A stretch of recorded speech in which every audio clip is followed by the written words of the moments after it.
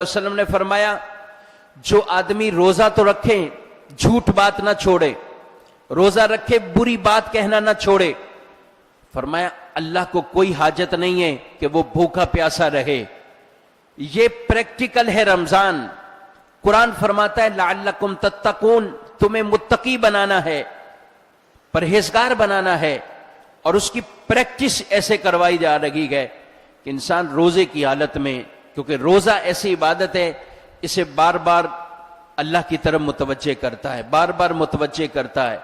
ये वुजू करने लगता है, पानी को हाथ लगता है, इसे रोजा याद आता है, तो ये फिर भी रोजे की तरफ किसी तरह मेरा रोजा टूट ना जाए उसको बचाया जाता है।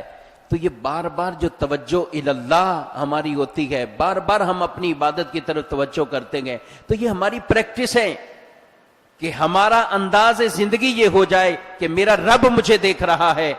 आज छोटे से बच्चे का भी ईमान इतना मजबूत है, खाली कमरे में भी लेके जाओ, बोलो पी लो बेटा, नहीं पिएगा, कहा मेरा रोजा है, मैं रोजे को पूरा करूंगा। बड़ा ईमान मजबूत। तो रोजेदार का ईमान बड़ा मजबूत होता है।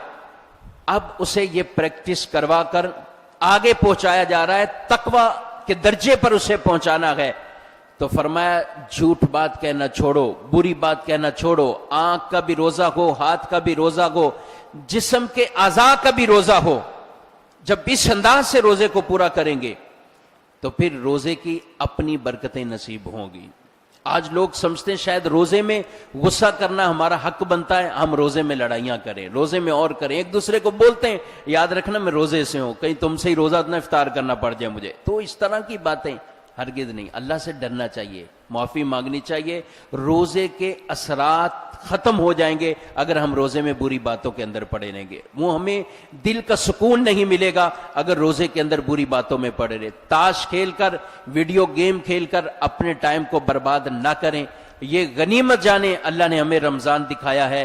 अपने मोबाइल में कुरान शरीफ ही डाउनलोड कर लें, कुरान शरीफ रखें, और जब आप देखें पढ़ें, कुरान आप पढ़ते रहें, कुरान सुनते रहें। इस तरह अपने टाइम को पास करें। रोजे में ये कहकर कि टाइम पास करना है,